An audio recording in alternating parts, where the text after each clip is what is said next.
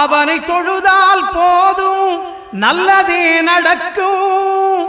ஆனை முகனை தொழுதால் நவக்கிரகங்களும் மகிழும். நல்லதே நடக்கும், நல்லதே நடக்கும்.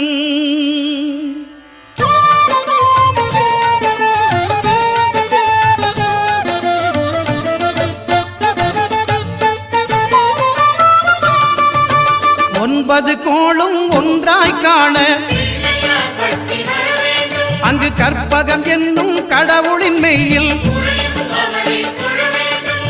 ஒன்பது கோளும் ஒன்றாய் காண அங்கு கற்பகம் என்னும் கடவுளின் மெய்யில். சூரியன் முதலாய் 9 கிரகமும் பலவித குணங்களை கொண்டிருக்கும் எங்கள் கற்பக தருவில்